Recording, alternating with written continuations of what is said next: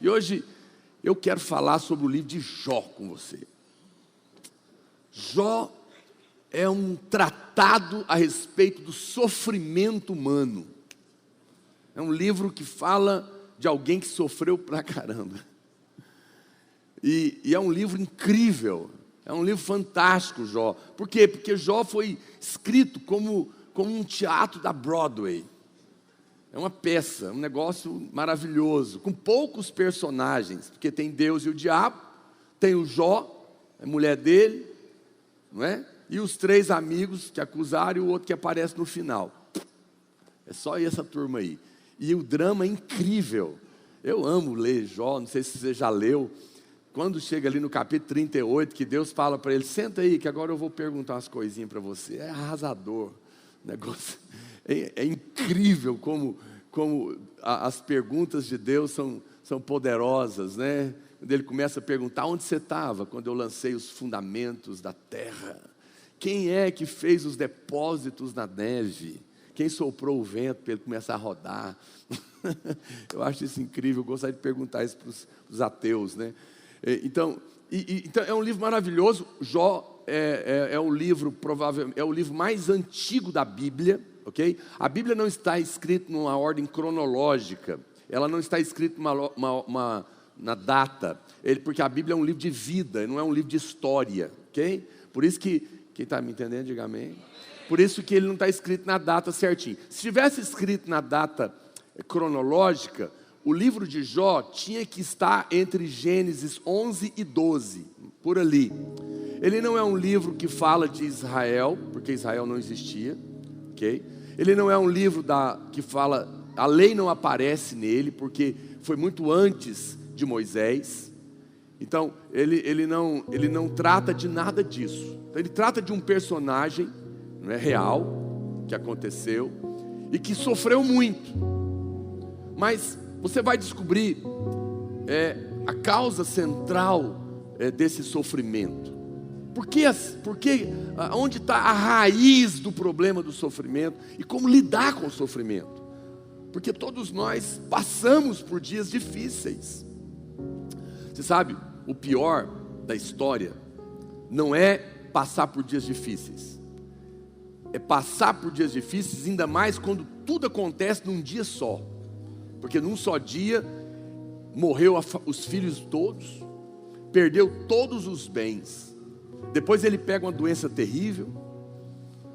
Mas o pior de tudo isso é que no meio do sofrimento, aparece 3 amiguinhos dele, para descer o pau nele, no meio da dor. Isso é duro. E Jó teve que lidar com isso. E nós, às vezes, passamos a mesma coisa. E nós também temos que lidar com essas coisas. Então, eu quero colocar o livro de Jó para você. Todo mundo que lê o livro de Jó, ele tem 3 maneiras de ver o livro, 3 abordagens da qual você pode olhar para o livro de Jó.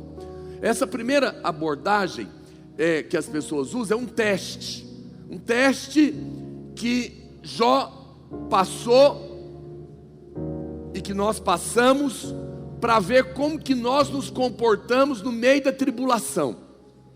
Então tem pessoas que lêem o livro e ele fala, não, Jó é um livro para ensinar como que nós devemos responder a Deus no meio da tribulação. É uma perspectiva, é verdade.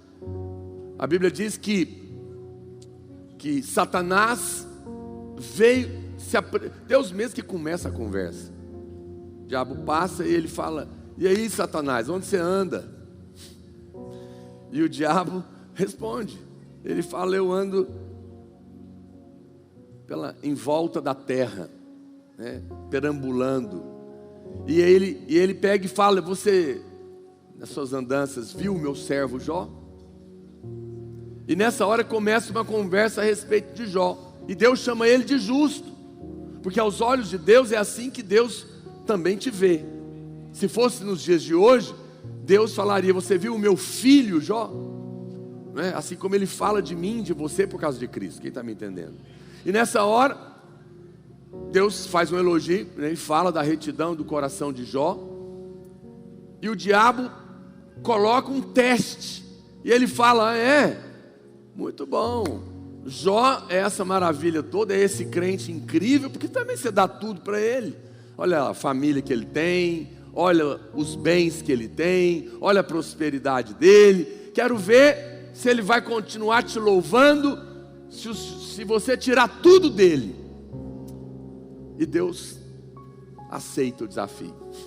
O coitado do Jó não está sabendo de nada. E agora o diabo vem para testar Jó. E Deus fala para ele, Deus fala para o diabo: tá bom, você pode tirar tudo que ele tem, mas você não vai tocar nele. Isso já é uma prova de que o diabo, olha para cá, não tem autoridade para fazer o que quer. Deus limita todas as coisas. Deus controla todas as coisas. E naquela hora, o diabo vai, e a Bíblia diz que, não sei se um furacão, um tufão, os filhos de Jó estavam todos reunidos numa casa, e aquilo devasta aquela casa, cai em cima deles, e eles morrem todos. E aí vem um bando, no mesmo dia, e rouba tudo que Jó tinha. Ele ficou pobre e sem filhos num só dia. Mas a Bíblia diz que Jó não blasfemou. A mulher dele, num momento ali dessa crise, ela falou: amaldiçoa Deus e morre. Mas Jó declarou ali, como que o Salmo 34, em todo tempo louvarei o Senhor, jamais vai sair da minha boca alguma palavra contra Deus. E aí começou a acontecer esse drama. E é interessante que quando você lê esse início, você vai ver que a Bíblia é uma coisa tão impressionante, porque Jó fala do Órion, Jó fala das Pléiades. Ele sabia, por exemplo, que é lá que fala das estrelas que nos guiam, né? A estrela do Cruzeiro do Sul que aparece aqui, e Jó já falava disso, que depois os homens iriam usar essa mesma visão para se orientar no meio da noite. Eles diziam: encontre a cruz e você chegará em casa. Lá em Jó, então, no capítulo 1, verso 1, toca mais baixo um pouquinho, por favor. A Bíblia diz: havia um homem na terra de Uz, cujo nome era Jó, homem íntegro e reto, temente a Deus, que se desviava do mal. E ele é descrito dessa maneira. Deus está falando assim. Mas, apesar disso, Jó vai enfrentar situações que vão deixar ele confuso, vão deixar ele perplexo. Ele não sabe como explicar, ele não sabe por que está acontecendo isso com ele. Satanás faz essa proposta para testar Jó, para ver se Jó blasfemava. E no verso 21 de Jó, capítulo 1, Jó faz uma declaração que muita gente gosta de repetir, mas que não significa que é verdadeira, significa apenas que é bíblica, mas não necessariamente ela é verdade, porque está na Bíblia, né? Mas não significa que é para nós. Preste atenção, ele fala: nu saí do ventre da minha mãe, e nu voltarei. O Senhor deu, o Senhor tomou, bendito seja o nome do Senhor.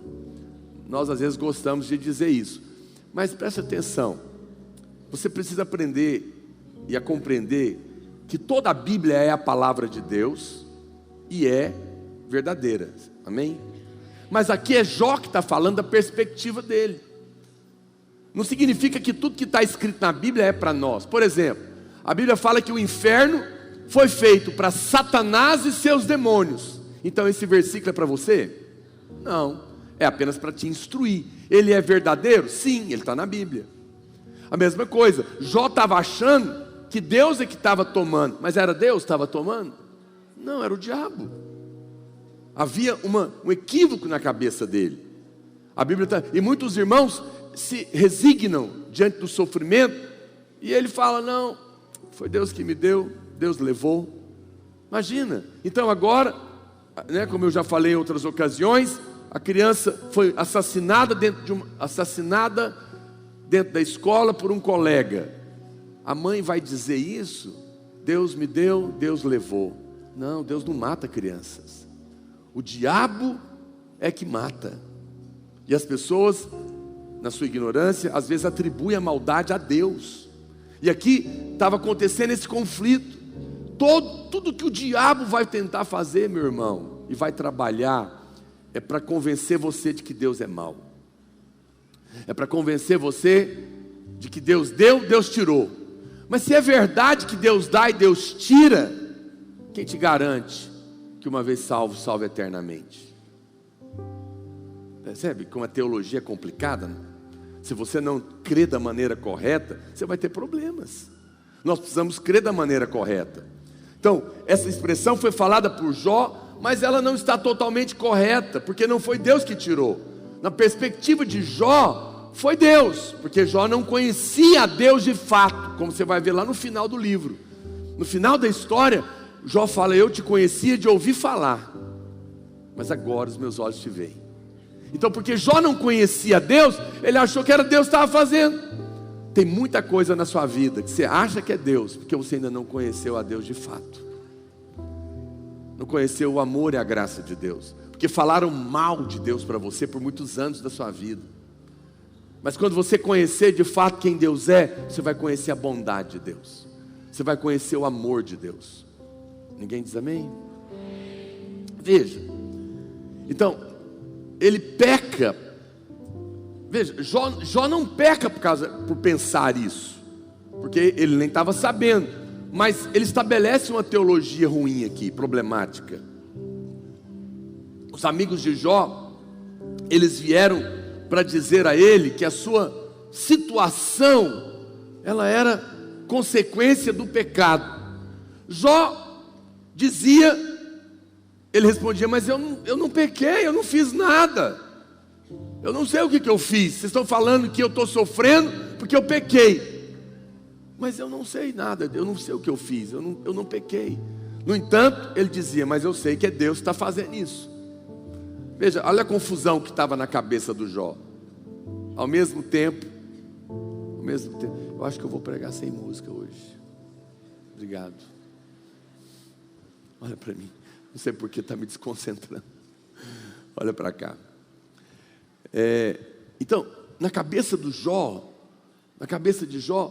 havia um conflito, porque ao mesmo tempo que ele dizia: eu não fiz nada, eu não pequei, mas ele falava: mas eu sei que foi Deus que está fazendo.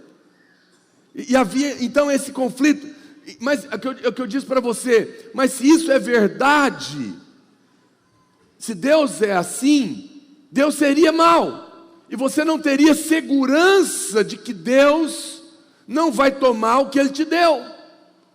Nesse caso, Deus não seria por você, Deus seria contra você. Porque se eu faço algo errado e Deus vai tomar o que Ele deu, Ele não é por mim, Ele é contra mim. Mas não é verdade, Deus é por você. Os seus dons são irrevogáveis. Deus não é mesquinho, Ele não te deu porque você merece. Por que Ele vai tomar uma hora que você erra? Você não recebeu porque acertou, porque vai perder na hora que errou. Quem está me entendendo? Mas percebe, se você não pensar correto sobre Deus, você vai perder a fé. Cuidado, não é? As pessoas dizem. Você já percebeu como as pessoas têm um pensamento ruim de Deus? Elas dizem: se na sua vida tudo está indo bem, vai aparecer gente para falar: olha, sua vida está indo muito bem, hein? Cuidado, porque quando a coisa está muito tempo muito bom, a hora dessa vai vir um problema. Que coisa estranha. Não pode, é proibido ficar tudo bem. Em algum momento, e você começa a ficar com medo, você começa a achar que vai dar problema, mas no final do livro a gente vai poder ler a oração certa que Jó tinha que fazer. Jó falou o quê? Deus deu, Deus tomou, bendito seja Deus. Essa é a oração correta? Não. No final do livro fica claro qual deve ser a oração correta. Deus deu, o diabo tomou, Deus restituiu. Essa é a oração correta do livro de Jó.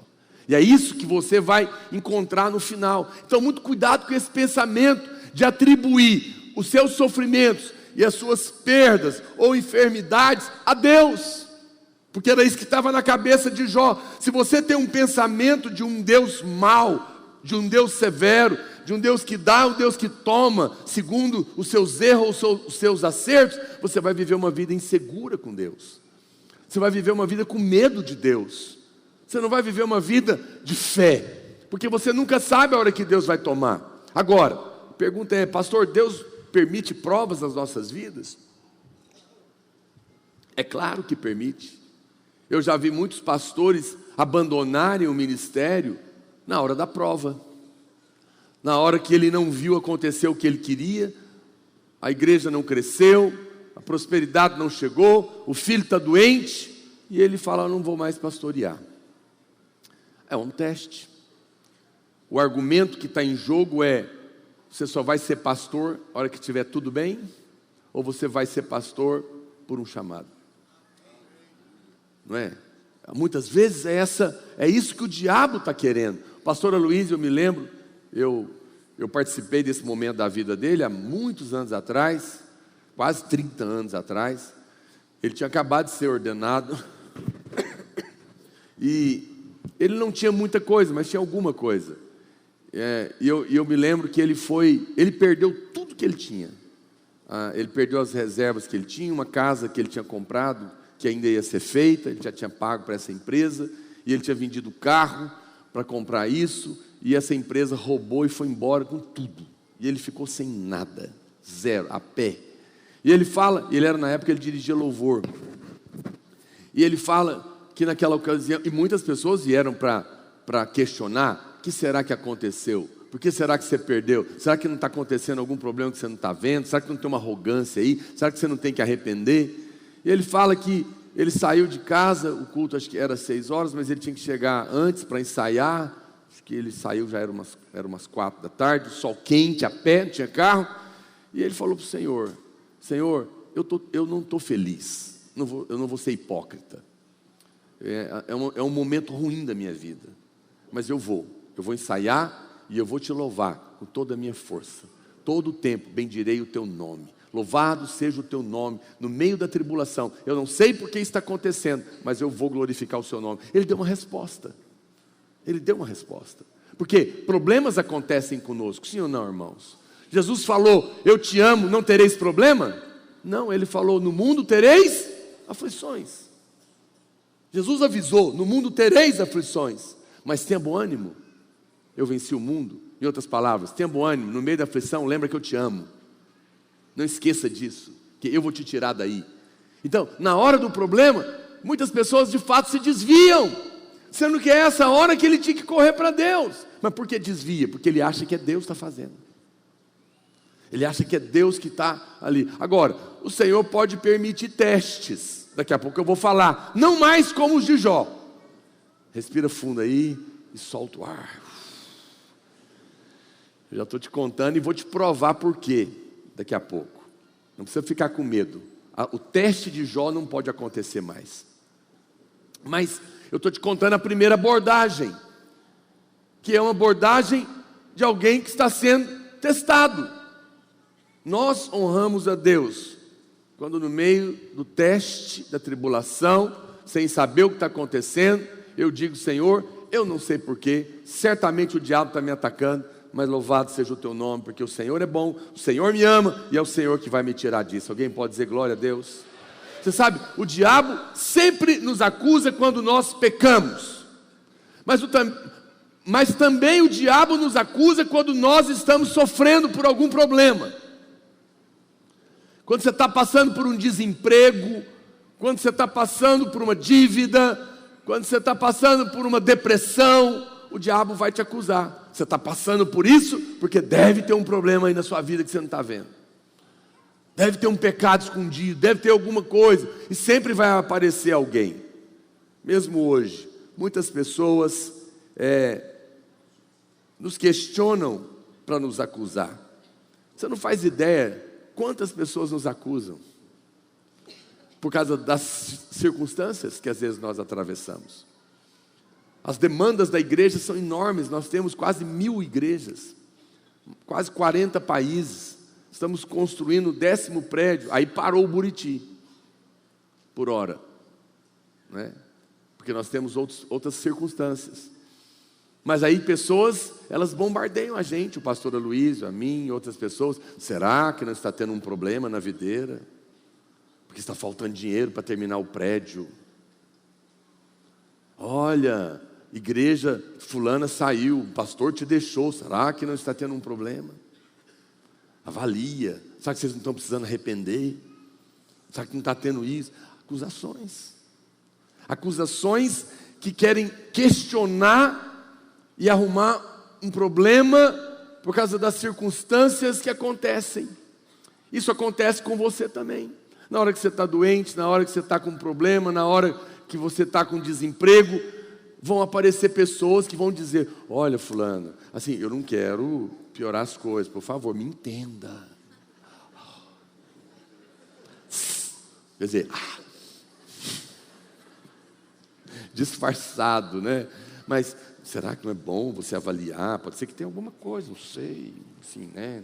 Não estou querendo falar nada, tá? Não imagina se tivesse. Mas no final da conversa você fala: me empresta o lenço aqui para limpar o veneno da serpente. Então, veja, nessas horas vão aparecer os questionamentos do diabo através das pessoas. A coisa mais difícil é a condenação que você sofre por causa da sua aflição, por causa do problema que você está passando. Pessoas que vão te condenar por causa da aflição e vão dizer que você está sofrendo, que você mereceu. O que eu faço, pastor? Nesse dia, você vai ter que aprender a responder a Deus. Nesse dia, você vai ter que aprender a dizer: Senhor, eu não sei os porquês, mas eu sei que o Senhor é bom. Eu sei que o Senhor me ama. Eu sei que o Senhor se fez justiça no meu lugar. E eu me rendo ao Senhor. E te louvarei todo o tempo. Não tento explicar tudo, mas não deixo de te louvar no meio da tribulação. Amém, irmãos? É nessa hora que você vai dizer: fulano me deixou, alguém me deixou, não me importa. O Senhor, eu vou continuar a minha vida com o Senhor, com aqueles que estão comigo. Eu vou seguir o caminho que o Senhor tem me direcionado. A minha vida está nas suas mãos. E você vai louvar a Deus. Você não vai sair procurando inimigos, porque o inimigo é só um, é o diabo. Amém, irmãos?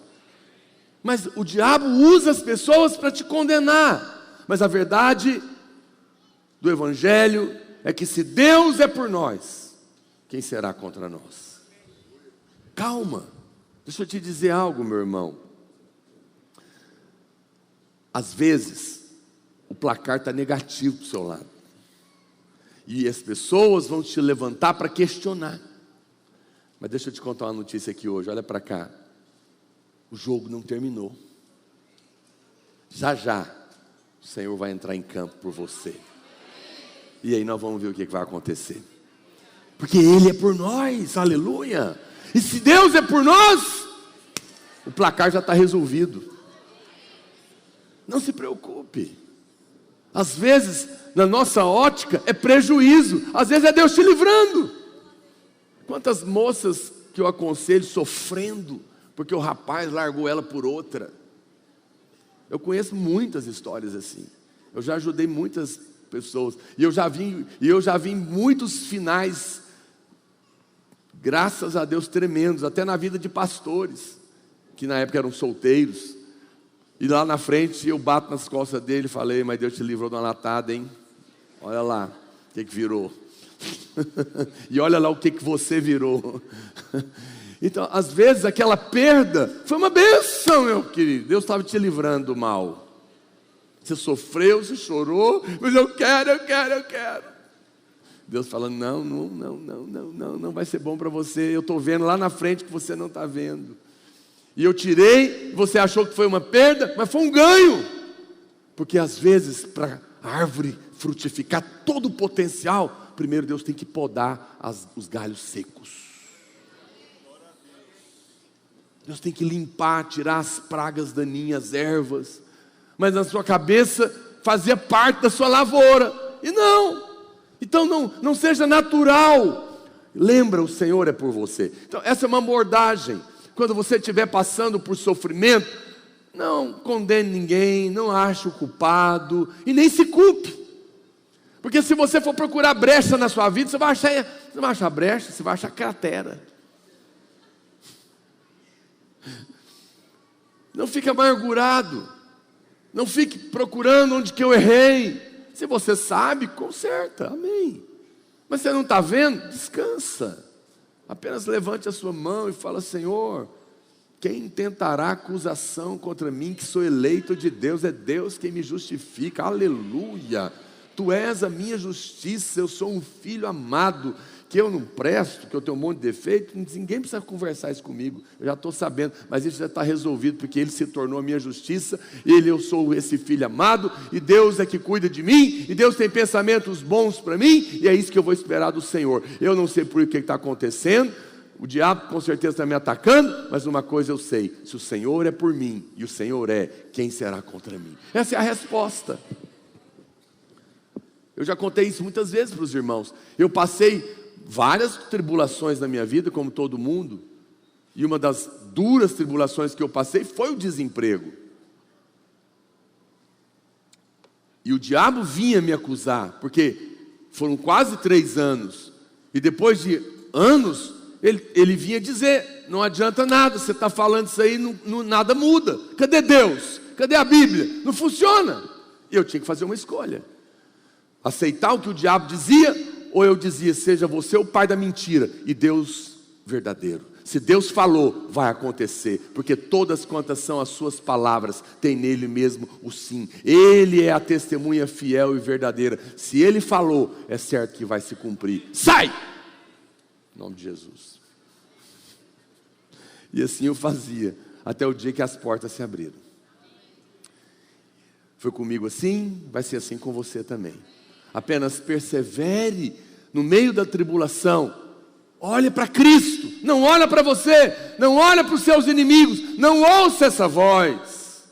Sempre haverá uma voz gritando: crucifica-o, crucifica-o. Tem um erro na sua vida, é por isso que você está sofrendo, é por isso que você está com problema. Deve ter uma brecha, deve ter uma maldição do inferno, das pragas.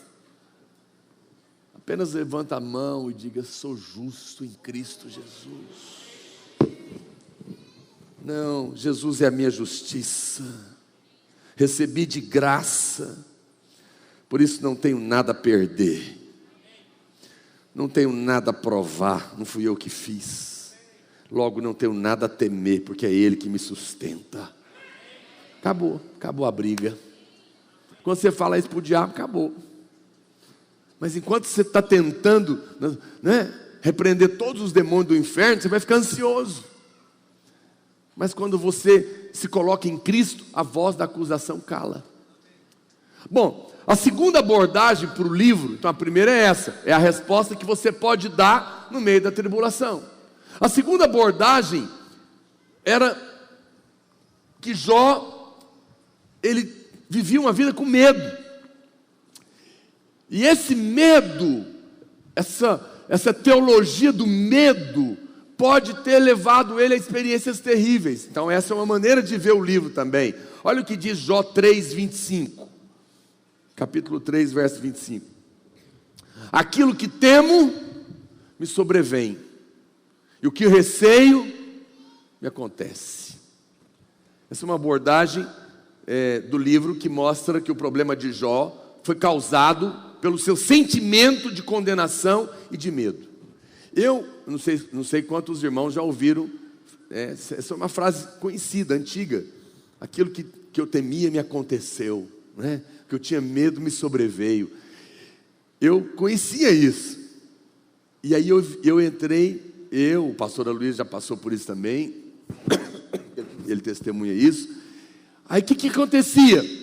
Nós vivíamos no medo de sentir medo. Porque se eu tiver medo, o que eu estou com medo vai acontecer comigo. Então eu não posso sentir medo. Então eu estou com medo de sentir medo. Porque se eu tiver medo, o medo vai me pegar. Entendeu, né? O vizinho do comadre da madrinha, do compadre do parente, dos amigos seus. Mas é isso que Jó está falando. O medo que eu tinha me aconteceu.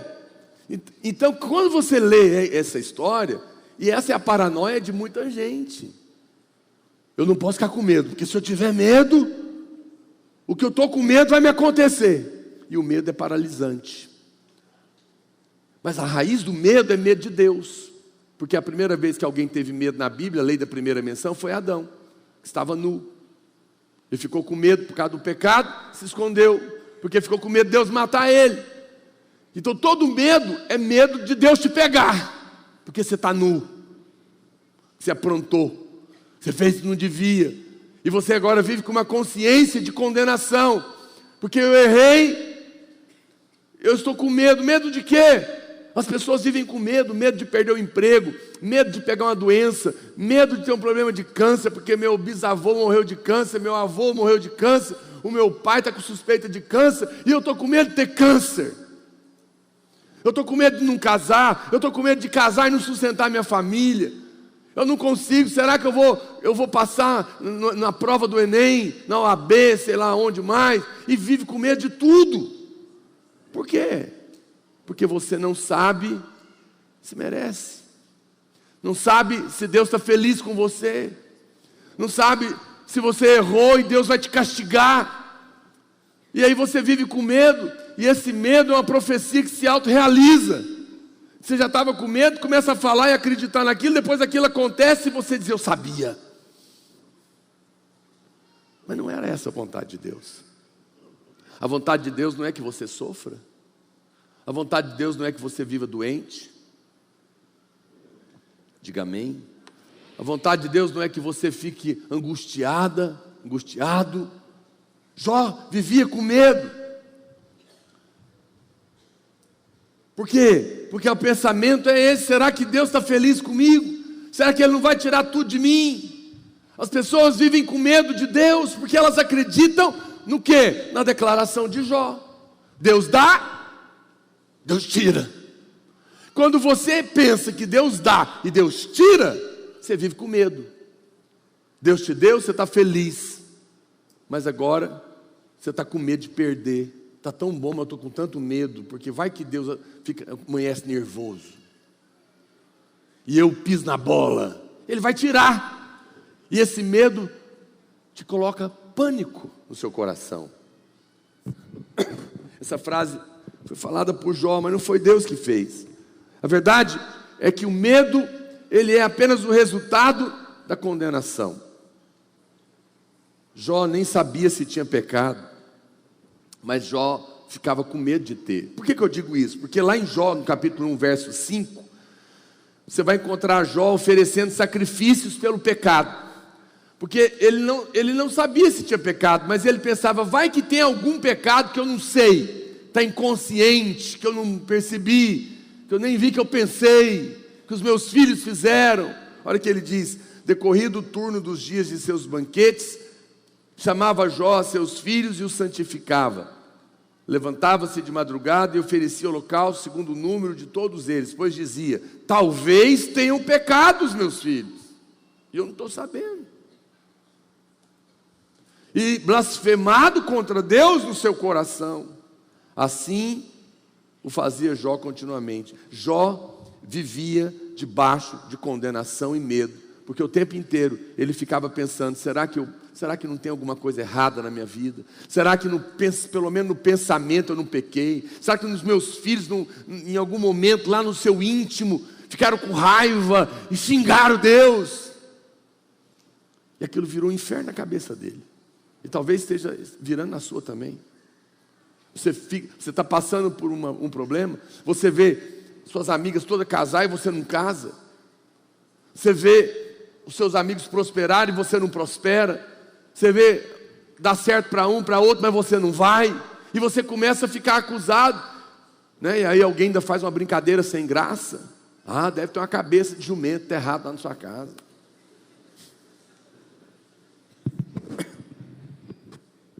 E você entra em pânico. Por quê? Porque você acha que pode ter alguma coisa errada, e essa coisa errada está impedindo Deus de te abençoar, como se Deus te abençoasse porque você merece. Você me ouve, você concorda, mas na hora que o sofrimento vem, muitos irmãos parece que esquecem e começam a procurar um defeito, e o diabo vai te ajudar a achar. Só que aí você conserta e não funciona. Aí você fala, deve ter mais alguma coisa. Você procura mais alguma coisa. Essa lista é inesgotável, irmãos. Nós erramos todos os dias. Você vai ter que escolher que Deus é bom. Você vai ter que escolher que Deus não te trata segundo os seus erros, mas segundo a bondade dEle em Cristo Jesus. Alguém pode dizer amém?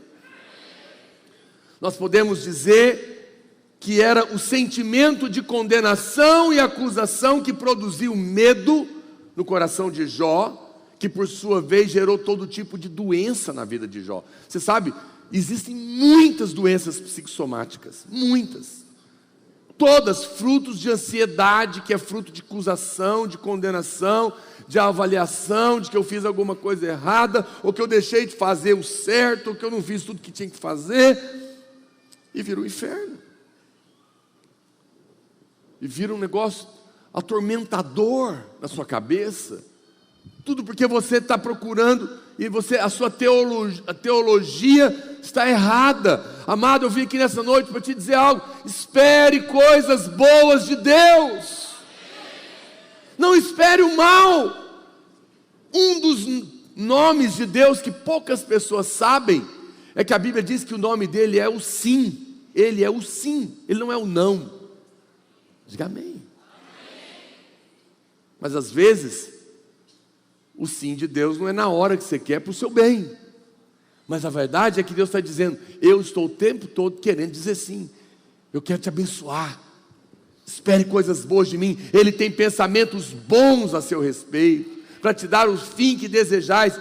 Ele é bom, mesmo você sendo mau. Deus sempre nos dá muito mais do que nós sonhamos. Inclusive assim vai ser naquele dia, quando nós chegarmos lá. A Bíblia fala que o que Ele tem preparado para aqueles que o amam, olhos nunca viram, nem jamais penetrou no coração do homem o que Deus tem preparado para aqueles que o amam. Aqueles que são chamados segundo os seus propósitos, Ele faz que tudo coopere para o nosso bem. Ele está pensando planos bons para você, porque Ele não está vendo o seu pecado, Ele está vendo Cristo em você. Então você não precisa se relacionar com medo de que alguma coisa ruim vai acontecer. Quantos irmãos acordam de manhã com uma angústia no peito, não sabem nem por quê? Mas uma sensação ruim, uma coisa estranha, misericórdia.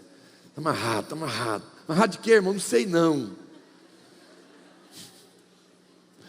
Eu já acordei muitas vezes com angústia no peito sem motivo. Mais alguém? Eu estou sozinho nisso? Bom, achei que eu estava preocupado. Eu vou te contar uma coisa, o diabo não te acusa só com pensamento, sabia? Pasme, o diabo nos acusa com sensação também. Faz o teste, o dia que você amanhecer angustiado, não sabe o motivo, levanta a mão e fala, justificado, pois pela fé tenho paz com Deus. Quem me condenará é Cristo Jesus, quem me justifica. Sai condenação em nome de Jesus. Vai sair angústia. Porque é uma sensação de que eu fiz algo errado, que eu nem sei o que é. É acusação. É o diabo tentando roubar sua paz, tirar sua fé, fazendo você olhar para você. Mas olha para Cristo, rejeita isso do seu coração, espere coisas boas de Deus. Deus sempre te dá muito mais. Olha, irmãos, nós somos pessoas pequenas, mas o nosso Deus é tão grande. E quando Deus, que é tão grande, entra na nossa vida, Ele nos coloca em coisas grandes.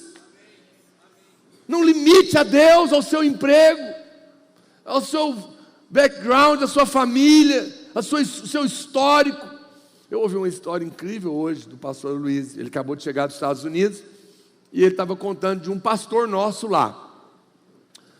O pastor não tem muita condição, estava lá, e eu não sei, um vizinho, né, lá mudou. E eles fizeram amizade, né, esse pastor com esse vizinho.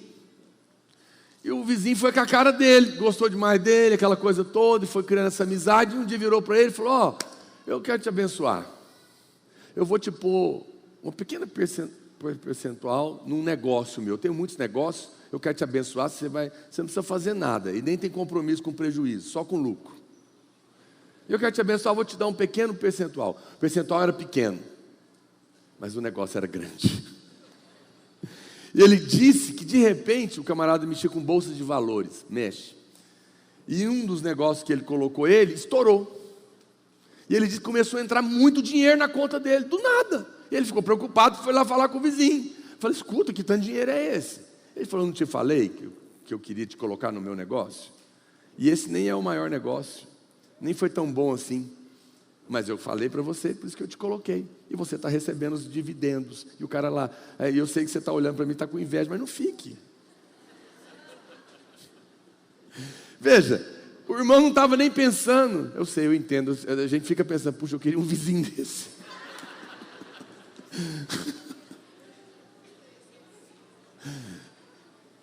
Ele era pequeno, mas o vizinho colocou ele num negócio grande. Mas eu tenho uma coisa para te contar. Deus é o maior empreendedor do universo e Ele não é o seu vizinho, Ele mora dentro de você. Ele te colocou no maior empreendimento de vida, o seu reino, e você é que vai receber todos os dividendos, porque Jesus já pagou toda a conta e fez todo o investimento necessário. Não haverá limites de Deus para te abençoar. Oh, aleluia! Não precisa se preocupar, não precisa esperar um vizinho rico, maravilhoso, gente boa mudar para o seu lado. Você já tem alguém dentro de você. E Deus, no estalar de dedo, muda totalmente a sua sorte. Ele muda tudo. Comece a esperar coisas boas dEle.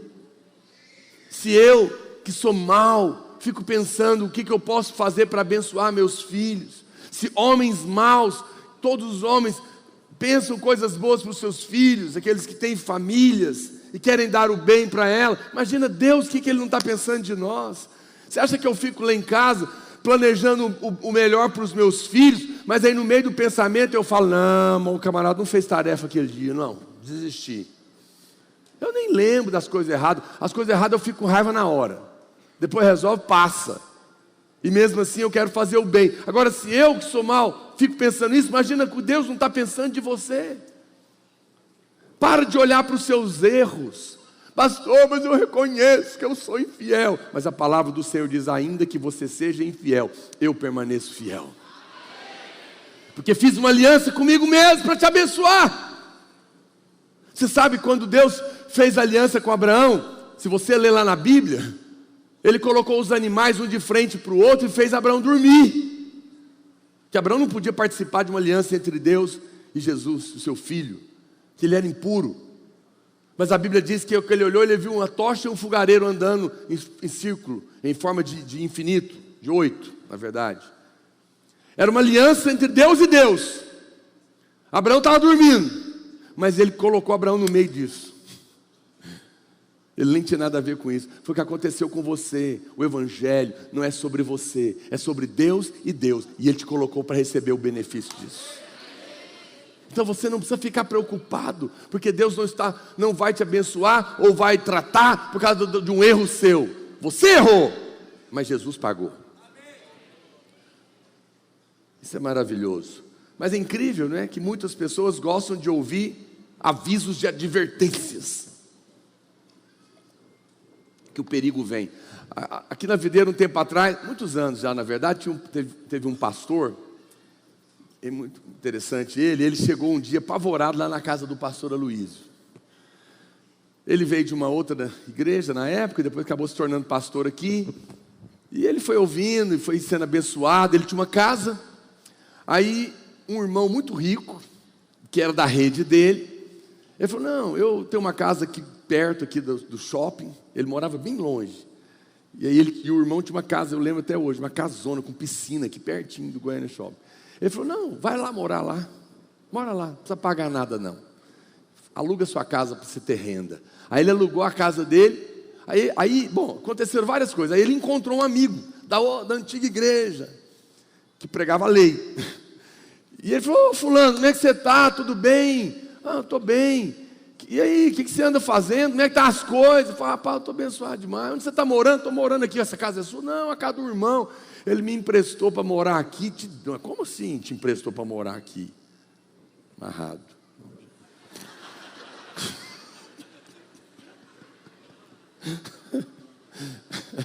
Acusador do inferno. Falando que meu tempo acabou.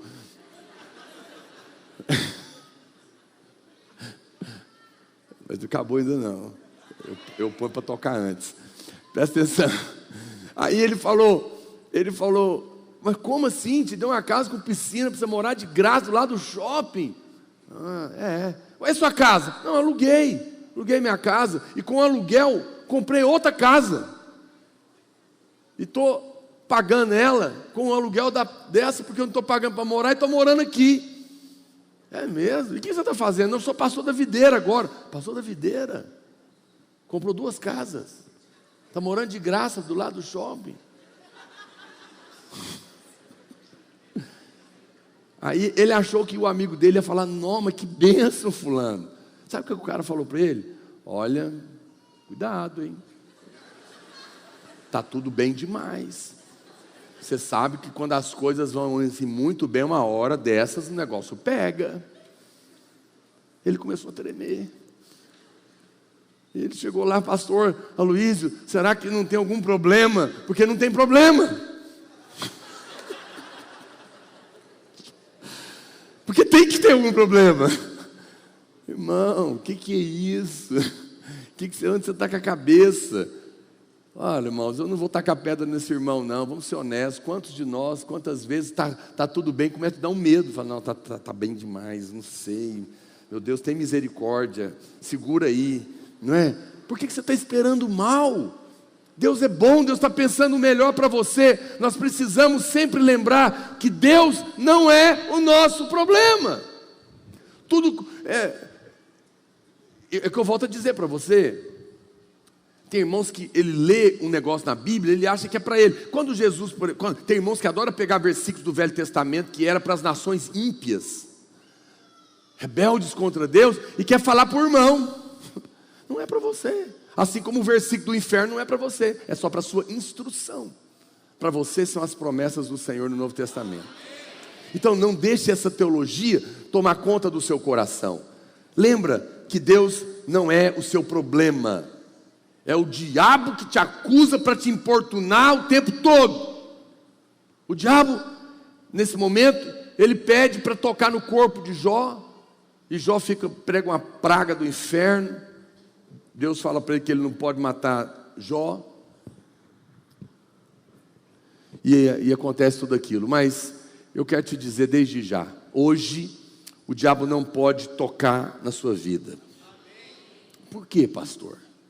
Porque hoje, diferente de Jó, você está debaixo do sangue de Jesus. O diabo é um ser imundo. E ele não pode tocar em nada que tenha o sangue limpo de Jesus. Por isso você pode ficar em paz. O que aconteceu com Jó é uma história que não pode acontecer conosco. Nesse momento da história, aparecem 3 amigos de Jó. É a última parte. Esses 3 amigos, eles vieram inicialmente para confrontar Jó. Mas no final, Jó diz que eles eram confrontadores miseráveis.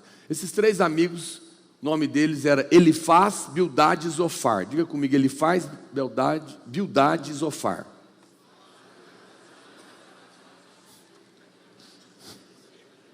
Elifaz, Bildade e Zofar. No momento em que esses amigos... Agora, olha que interessante, olha para cá. 3 amiguinhos. Se você ler a história de Jó, tem uma coisa muito interessante. Quando esses 3 sujeitos aparecem na cena, Satanás some. Não aparece mais o diabo, sabia? Satanás sumiu da história. Porque tem gente que quando ele chega, não precisa mais do diabo.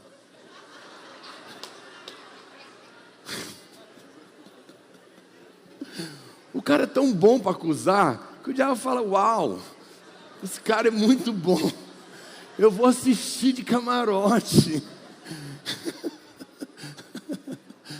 Misericórdia, mas é verdade. É incrível como tem pessoas que têm um espírito condenador. Pessoas que pregam a graça, mas te condenam, não vira a graça. E a Bíblia fala que esses camaradas, isso acontece mesmo, eles chegam e o diabo não é mais mencionado, não era mais necessário Satanás aqui. Por isso aqui é uma advertência muito grande para nós. Qual que é a advertência, pastor? Por favor, Não seja um amigo de Jó. Não faça parte desse time. Obrigado. Mais alguém quer dizer amém? Amém. Aleluia. Não é bom ser parte desse time. Irmãos, eu falo na presença de Deus. Eu tenho muita gente que me condena. Muita gente me acusa, taca pedra em mim. Estava falando isso para minha mulher. Tem hora que eu fico chateado. Mas rapidinho eu lembro disso. E eu perdoo. Sabe por quê? Eu não tenho inimigos. Talvez tenha pessoas que são meus inimigos. Eu não tenho. Está tudo perdoado. Abençoado. O Senhor cuida de todo mundo. Eu não tenho problema com isso. Estou em paz, na presença do Senhor. Está tudo perdoado, abençoado. Da minha parte não tem. Porque eu não aceito cair no time deles. Não vou degladiar. Não vou. Porque eu não quero participar dessa turma que nem o diabo quer.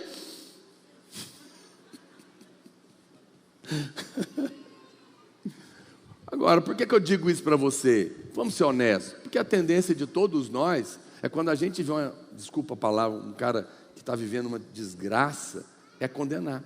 Você fala, o negócio aí, deve ter uma coisa muito feia que a gente não sabe. Olha o que está acontecendo com ele. A sua tendência é julgar pelas aparências as pessoas que estão passando por aflição. Deixa eu te dizer algo. Se na hora que você vê alguém passando uma aflição muito grande na vida, uma doença, uma tragédia, perdeu o filho, quebrou, a mulher largou, e o pior é quando o trem acontece tudo de uma vez, não é? Perde o emprego, o filho quebra a perna, e chega de noite, o carro funde o motor, o patrão manda embora e chega de noite, a mulher ainda fala que vai largar dele, credo. Quando você vê uma tragédia dessa, eu vou falar com todo amor e carinho para você, olha para cá. Se você não tiver uma palavra de consolo, fique calado. Fale nada. Faça o que a Bíblia diz, chora com os que choram. Eu não vou dizer para você que eu nunca fui amigo de Jó, não, já fui sim. Mas me arrependo, renuncio. Mas eu não estou aqui para acusar ninguém, eu não estou aqui para condenar, nem você. Nós estamos aqui, se eu não tenho o que dizer, eu choro. Tem muitos lugares que eu vou, muitos velórios, eu não tenho o que falar. Eu choro com a pessoa, eu abraço e choro. Choro com os que choram, que é o que a Bíblia diz, que nós devemos fazer. Amém, irmãos? Por que Jesus nos ensinou a orar? Pai, seja feita a sua vontade. Porque não é tudo que acontece na terra que é a vontade de Deus. Porque a vontade de Deus é boa, perfeita e agradável. Então não atribua a Deus as coisas ruins. Amém, irmãos? Ore para que a vontade de Deus aconteça na sua vida. Não é... Deixa eu dar uma dica aqui. Quantos discipuladores tem aqui? Célula, ou líderes também, não é? Não condene os seus discípulos. Nunca comece uma reunião de discipulado, de liderança, cobrando, condenando. Comece alimentando. Faça um devocional para falar do amor de Deus. A Bíblia é uma carta de amor. Toda ela. Você vai encontrar o amor nela toda. Fala para eles o tanto que eles são amados. Não chega condenando porque não cresceu. Ensina ele, fala você vai crescer descansando em paz, crendo que você é amado, falando do amor e as pessoas virão. Mas não atribui, não taque pedra, porque não é assim que o Evangelho vai produzir algo no coração das pessoas. Bem, esses três sujeitos, vou te contar rapidinho aqui para a gente ir para o final. Essa pessoa representa aquele que condena com base na experiência. Que lá em Jó capítulo 4, verso 7, ele diz, lembra-te, acaso já pereceu algum inocente? E onde foram os retos destruídos? Segundo eu tenho visto, os que lavram a iniquidade e semeiam o mal, isso mesmo eles cegam. O que planta, colhe. A voz da experiência. É aquele sujeito que condena desse jeito. Ele fala, olha, eu não sei o que está acontecendo, mas você sabe, aquele que a gente planta, a gente colhe. Será que você não tem plantado? Vamos ser honestos, quantos aqui já plantaram coisa ruim? Não escapa nenhum de nós. Pastor, mas a lei da semeadura e da colheita é verdadeira, sim ou não? Sim. Nós plantamos coisa ruim? Por que não vamos colher? Porque Jesus já colheu no seu lugar. tem uma notícia incrível? Eu não estou mandando você fazer o mal. Estou dizendo, não precisa ficar com medo, porque você já está perdoado. Lá na cruz, Jesus sofreu o prejuízo. Mas a voz que... Tem gente que vai condenar você dizendo isso. Ele está dizendo para Jó: Jó, você já viu algum inocente sofrer? Se está sofrendo é porque tem pecado na sua vida. Ou seja, ele argumenta com base na experiência. Mas olha para cá, nunca se baseie na experiência. Sei que tem muitos pastores que gostam de condenar com base na experiência, ou gostam de pregar contando experiências. A gente conta experiências nossas, mas quando eu falo experiência minha, eu falo para você, a experiência pode jogar fora. Porque experiência não é Bíblia, é pessoal. Pode dar certo para um e não dar certo para o outro. Aí você ouve o sujeito falando que dá certo para ele, você tenta na sua vida e não dá certo, aí vira uma bagunça. Amém? Eu ouço experiências, mas o que vale para mim é a palavra. É a palavra, é isso que importa, não é? Não discuta experiências, não se baseie nisso. Ela não é importante. Só a palavra de Deus pode nos dar verdadeira sabedoria, porque só ela é inspirada por Deus. O segundo amigo dele é o Bildade. Bildade, ele representa a tradição. Olha o que ele diz em capítulo 8, verso 8. Pois eu te peço, pergunta agora às gerações passadas, e atenta para a experiência dos seus pais, a tradição do seu avô, de sua avó, porque nós somos de ontem e nada sabemos, porquanto nossos dias sobre a terra são como sombra. Porventura não te ensinarão os pais, não haverão de falar-te do próprio entendimento, não proferirão essas palavras. Pode o papiro crescer sem lodo? Ou viça o junco sem água? E outra, ele estava dizendo, sem lodo não há papiro. Ele estava dizendo, sem pecado não há tribulação. Isso é a tradição que diz. Olha, a tradição pode ser boa, mas também não é Bíblia. Tem coisas que são boas, mas tem coisas que não são verdadeiras, e elas não vão servir, usando a tradição para falar uma verdade no momento errado, para a pessoa errada. As tradições são falíveis, tudo passa, tudo envelhece, mas a palavra de Deus é sempre atual. Por isso que quem prega a Bíblia não envelhece, porque a Bíblia não fica velha. Você pode dizer amém? Tudo que você pregar fora da Bíblia vai passar. Hoje é legal, top, mas vai passar. Mas se você prega a palavra, você está sempre atual. Sempre atual. Algumas pessoas, interessante, elas estão nos deixando com esse argumento, que nós estamos ficando velhos, eu e o pastor Luiz. E que a videira está ficando velha. Então ele vai embora procurar uma coisa mais moderna. Muito bem. Que as células, alguém disse que as células estão passando. E nós ficamos pensando, falei, que coisa. E Deus mudou tudo. E nem contou para a gente. O plano, tudo que Ele tinha nos dado. Bem, nós vamos fazer com essas quase 3.000 células de jovens adultos. Com essas quase 3.000 células de crianças. Essas 800 igrejas. Esses tantos milhares de líderes. Deus mudou os planos completamente. Nós não estamos sabendo. Jesus poderoso. Aí nós falamos, é melhor você passar, a gente vai ficar aqui mesmo.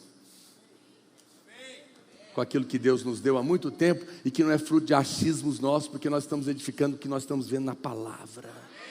A célula não é uma coisa que nós achamos nada, está escrita 2.000 anos atrás. Tem irmãos que são tão pequenos, tão medíocres, tão naturais, que ele acha que quando eu estou falando de não ser igreja moderna, ele acha que eu estou falando de LED. Porque ele não nos ouve, ele esqueceu que igreja não tem nada a ver com prédio. Os nossos prédios e as nossas estruturas podem e devem ser modernos, o máximo que a gente puder. Claro, nós não temos problemas nenhum com isso, nós gostamos de modernidade, nós gostamos de internet, nós gostamos de luz, de LED, isso é legal, é só uma capa secundária, mas isso não é igreja, criatura, isso é só estrutura. Quando nós falamos que aqueles que pregam o evangelho nunca precisam se modernizar, é porque a palavra de Deus que edifica a igreja, pessoas nascidas de novo, conectadas pelo Espírito, com laços de amor, fundamentados no Evangelho. Gente, igreja, não estrutura, isso não passa. Isso não envelhece, isso é sempre novo. Por isso, pregue e edifique com base só na Bíblia. O resto a gente troca igual roupa. 5 anos a gente põe uma roupa, 10 anos adolescente troca cc'roupa, ficou jovem troca outra roupa, os velhinhos ficam com outra roupa. Roupa a gente troca, amém, irmãos? Hoje está na moda quando a gente começou, o chique era ter um projetor, retroprojetor. Era retro. Aí depois a gente passou para o projetor. Agora tem LED. Amanhã tem espaçonave. E aquilo que era novo vai ficar velho, porque a estrutura é uma bobagem. E tem gente que fala, você é incoerente, você está dizendo que não pode ser uma igreja moderna, mas você gosta de internet. E você é um cego, porque eu não estou falando de estrutura, estou falando de igreja. Estou falando de gente nascida de novo. Eu estou falando que igreja você não moderniza porque ela é sempre viva e nova, atual, porque ela é eterna, edificada só na palavra. Agora o resto a gente troca tudo. Pinta de verde, preto, de branco, qual que vocês quiserem. Eu queremos a presença de Deus. Entenda, seja maduro quando você ouve as coisas, não é? Então as pessoas acham que nós estamos inventando maneira de ser igreja. Não, nós estamos olhando para a Bíblia. Estamos edificando o que nós estamos vendo na palavra, porque isso é seguro. O resto é resto. O resto passa. O resto a gente usa e quando não quiser mais, não usa mais. Amém, irmãos? Nós não fazemos células, nem qualquer outra coisa na igreja por causa da experiência, nem da tradição, e nem por causa da modernidade, mas por causa da palavra de Deus. Quem está me entendendo? E por fim, o último amigo é o Zofar. O Zofar é o legalista. Está lá em Jó 11, 13. Ele fala, dispuseres o coração, e se dispuseres o coração, e estenderes as mãos para Deus, lançares para longe a iniquidade da tua mão, e não permitires habitar na tua tenda a injustiça, então, se você for um crente maravilhoso, então, não vai ter problema. Legalista. Você vai encontrar esses 3 pregadores na internet. O cara que vai te condenar baseado na experiência, geralmente é aquele pregador legal, gente boa, brincalhão, mas que vai chegar junto com você. Você vai encontrar o que vai pregar, condenar com base na tradição, geralmente ele é mais carrancudo, e ele já, né? E o legalista que é o pior de todos eles. Essas vozes estão todas aí, para nos condenar. Está tudo hoje em dia. Esses 3 amigos aqui estão aqui para te contar. Agora, preste atenção, eu pergunto para você, pastor, mas os versículos que nós lemos, estão errados? Não, eles são certos, mas foram aplicados para a pessoa errada. Uma verdade aplicada de maneira errada é tão prejudicial quanto uma mentira. Então veja, essas coisas da lei não podem ser aplicadas mais para nós que estamos na nova aliança. Quando aplicadas, elas estão na Bíblia, elas são verdadeiras, mas não servem para nós que estamos na nova aliança. Quem está me entendendo? Essa é a sabedoria que nós precisamos ter. É muito ruim quando irmãos pegam versículos que não... Ele vê lá Jesus falando com os fariseus, raça de víboras, sepulcros caiados. Está na Bíblia? Sim, é verdade, mas é para você? Não, é para os fariseus. Então quando você pega e apela com o irmão e chama ele de sepulcro caiado, seu sepulcro caiado, não está falando do governador não. Caiado é que passou cal. Sepulcro caiado é porque o cara pintou o túmulo do cadáver de cal, e que tem coisa podre dentro. É isso que ele está xingando, seu podre. Então quando você fala para um irmão, porque você vê o Jesus falando, você achou bonito, não sabe nem o que é, ficou com raiva do irmão, falou, sua sepulcra caiada. Não faça isso, porque quando você xinga um irmão sepulcro caiado, você ofende quem está dentro dele. Porque dentro de sepulcros caiados só tem morte, mas dentro de você e do seu irmão tem o Espírito Santo. Nós carregamos vida, dentro de nós não há morte, dentro de nós há vida. Então não diga isso de ninguém, mesmo o pior irmãozinho que está te condenando, não condene ele. Não fale que ele é um sepulcro caiado. Ele pode ser apenas um irmão que está sendo usado pelo inimigo para te acusar, mas eu não vou chamar ele de sepulcro caiado, porque ele é casa de Deus, e na hora certa Deus vai tratar com ele. Amém? Mas não vai tratar como Jó não, pode ficar tranquilo. Então veja, para a maioria das pessoas, a explicação para todo tipo de problema é o pecado que a gente comete, que é o ponto central aqui da conversa. Eles estavam acusando e condenando Jó, mas eles nem sabiam o erro, não sabiam mostrar. Eles só diziam, deve ter alguma coisa. Aí aparece a última e principal abordagem aqui do texto, irmãos. Veja, eu te falei, uma abordagem é para você dar resposta diante de Deus. A outra é diante da condenação. Mas aqui está a abordagem que eu realmente creio para esse texto de Jó. Quero encerrar com ela. O maior problema do sofrimento, eu vou falar agora. Não é para testar, pode acontecer. Não é para aprender a lidar com acusadores, também é verdadeiro. Mas o maior problema do sofrimento, no livro de Jó, é a justiça própria. É isso que te faz sofrer. Os irmãos do louvor podem subir, por favor. Jó dizia claramente que ele cria que foi Deus que fez isso com ele. Lá em Jó, no capítulo 19, verso 6, olha o que diz. Sabei agora que Deus é quem me oprimiu, e com a sua rede me cercou. Ele tinha certeza que era Deus, mas o problema de Jó não era Deus, era o diabo. Mas ao mesmo tempo Jó dizia que não tinha pecado. Ele dizia, foi Deus que fez isso, mas eu não tenho pecado. Mas vamos ser honestos, olha para cá. Alguém pode dizer que de fato não tem pecado? Não. Jó dizia, foi Deus que está fazendo isso, mas eu não sei por quê, porque eu não tenho pecado. Olha para mim, Jó tinha um problema de justiça própria. Ele achava que não tinha erro. Ele estava pensando de si além do que convém. E aqui está o ponto. Pode tocar, irmão.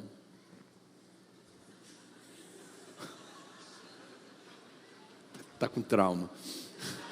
Brincadeira. Olha para cá. Você sabe que eu te amo. Jó achou que não tinha falha, por isso não estava entendendo o que estava acontecendo. Alguém fala para mim, pastor, mas Deus não disciplina a gente? Sim ou não? Disciplina. A Bíblia fala que Deus disciplina o filho que ama. Deus disciplina? Sim, mas não como foi com Jó. Olha para cá. Não, Deus não vai jogar praga em você. Isso era antes do sangue, não agora. Como que Deus disciplina?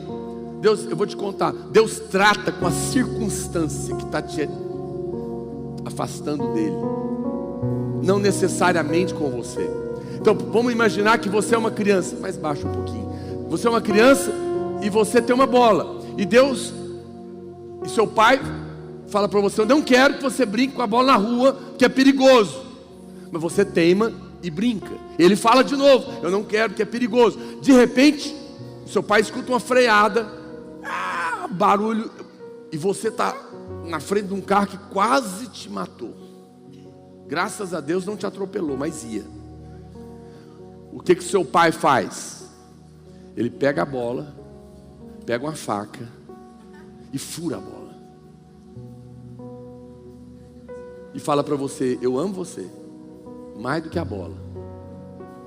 A bola pode ser uma bênção, mas no momento que essa bola pode te matar, eu furo ela. Olha para cá, eu vou te falar uma coisa, tudo amor e carinho. Tem muitos irmãos que acham que Deus pegou a faca para matar ele. Não, Deus não pega a faca para matar você. Mas se preciso for, Ele vai furar sua bola. Qualquer coisa que vai te levar para longe de Deus, ou vai te matar, ou vai te fazer sofrer, Deus vai tirar. É melhor você não colocar entre você e Deus coisas que estão te afastando de Deus, que Deus vai tratar com a coisa, entendeu? Ele não vai machucar você, mas Ele vai fechar uma porta, Ele vai impedir que aquilo continue para o seu bem. Essa é a disciplina de Deus. Mas nunca vai colocar uma doença, uma praga, um acidente. Não, não, Deus não é mau, Deus é bom. Ele não vai mandar lepra quando você está com um comportamento ruim. Deus não é um pai abusador, Ele é um pai amoroso. Ele fecha uma porta, Ele trata com as coisas. Isso é disciplina, é graça, é a bondade de Deus colocando limite para o pecado não te destruir. Jó então pensa que é Deus e chega a condenar Deus. Mas aí lá em Jó capítulo 40 verso 7, Deus responde. E Deus fala, coloca lá para mim, irmão, Jó 47. Cinge agora os lombos como homem, eu te perguntarei e tu me responderás. Acaso anulará tu de fato o meu juízo? Ou me condenarás para te justificares? Deus está falando para ele: ô Jó, quando você diz que fui eu que fiz isso, e que não tem pecado, você está me condenando para se justificar. Ele está dizendo: você está percebendo que o seu problema é justiça própria? Que agora você está acusando até eu. Jó estava acusando Deus, porque ele estava dizendo: Deus que está fazendo isso comigo, e eu não tenho pecado. Quem que é o culpado? Deus. E Deus pergunta para ele: você está achando mesmo que fui eu? Eu que sou o errado da coisa, eu sou o culpado? O ímpio faz isso. Ímpios acusam a Deus. Os ímpios dizem: nós somos caras, nós somos gente legal, mas Deus é mau. Não foi Deus que fez, foi o diabo. Mas Deus é bom e Ele vai restituir. E alguém então me perguntou: pastor, essas coisas podem acontecer conosco ainda? Olha, irmãos, não pode. Primeiro, por que não pode? Vou encerrar te dizendo por que não pode. Não pode, em primeiro lugar, porque Jesus já resgatou a sua propriedade. A Bíblia diz que quando Adão pecou, Salmo 116 diz que Deus deu a terra aos filhos dos homens, e esse, por causa do pecado, entregou ao diabo. Por isso o diabo cirandava. Olha para cá. Mas quando Jesus morre, Ele é o segundo Adão. Ele vai ao inferno e compra de volta tudo que Adão, pelo pecado, te entrega ao diabo. O diabo não é dono mais do homem e nem da terra, porque o Senhor resgatou todas as coisas. Uma vez que Ele não é dono mais, Ele não pode mais tocar na sua vida, porque você não pertence mais a Ele. O homem sem Deus está na mão do diabo, mas aquele que foi comprado pelo sangue do Cordeiro agora tem um dono, e o diabo não pode mais tocar nele. Não pode tocar na sua vida. Esse é o primeiro motivo pelo qual isso não pode acontecer. O inimigo não tem mais nada para reivindicar de Deus, porque tudo agora foi entregue nas mãos do Senhor. Segundo motivo é que Jó, inclusive ele clama, ele diz no momento: ah, quem me dera eu tivesse um intercessor para se colocar entre mim e Deus. Jó não tinha um advogado para interceder pela causa dele. Você tem. E o seu advogado não pode perder nenhuma causa a seu favor. Sabe por quê? Porque toda a sua dívida foi paga pelo sangue do Cordeiro. Se o diabo pudesse chegar diante de Deus com uma nota promissória para cobrar um pecado seu e colocar uma praga em você, como ele fez com Jó, e te matar e tentar destruir sua família, como ele fez com a de Jó, quando ele chegasse diante de Deus, teria um advogado hoje ao seu lado, e o diabo ia apresentar a conta para Deus sua. Ele fez isso, eu tenho direito disso. Jesus sacaria o pagamento lá da cruz e dizia: não, está aqui, ó, está aqui a acusação, está aqui o pagamento.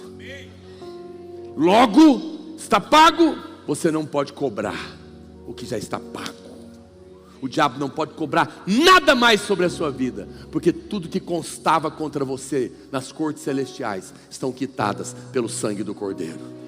Diga aleluia. Essa é uma notícia boa demais. Quantas pessoas vivem com medo do diabo? Primeiro, o diabo não pode mais tocar na sua vida, porque você pertence a Deus. Jesus resgatou você. Na época de Jó, não tinha resgate, Jesus não tinha vindo. Segundo, ele não tinha um advogado, você tem, as suas contas estão pagas, esse advogado tem o sangue em seu favor, nada pode te condenar mais. Mas em terceiro lugar, a Bíblia fala que o sumo sacerdote, quando ele ia para o templo, o tabernáculo onde Deus morava, ele ia aspergindo sangue no caminho. Enquanto ele caminhava para o lugar onde era a presença de Deus, ele aspergia o sangue.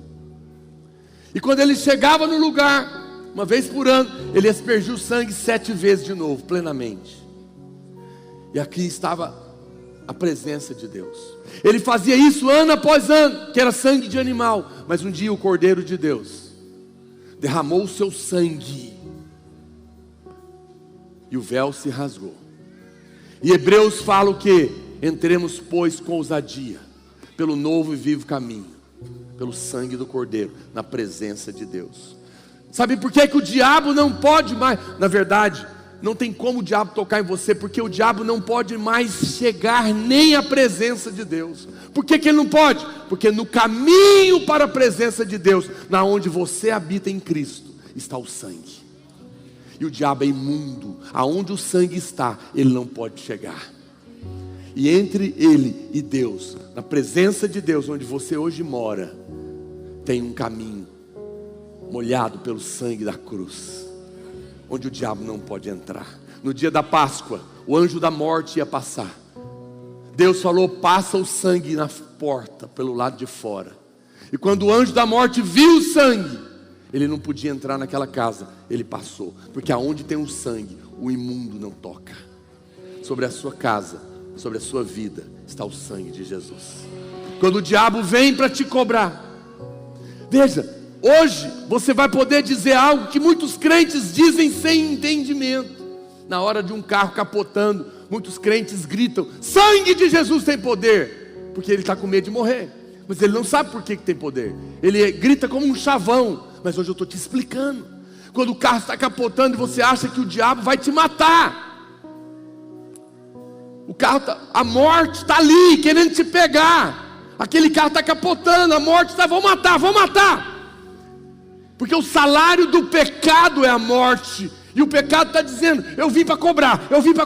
O carro está capotando, eu vou matar alguém aqui. Tem alguém em pecado, tem alguém que pecou, eu vou cobrar a conta. Eu vim para cobrar a conta. E de repente um crente com revelação, que ouviu a mensagem, diga: não! Sangue de Jesus, conta paga. Conta paga.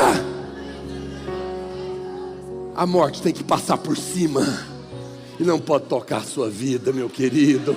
Não pode tocar a sua vida, porque você está debaixo do sangue do Cordeiro. O inimigo não tem mais acesso. Nunca mais viva com medo de um assaltante te matar. Nunca mais viva com medo de um desastre te matar. Nunca mais viva com medo de um avião cair e você morrer. Hoje eu estou aqui para te dizer: viva sem medo, porque aquele que podia te matar foi destruído na cruz do Calvário. E o sangue está sobre a sua vida. O inimigo não tem acesso.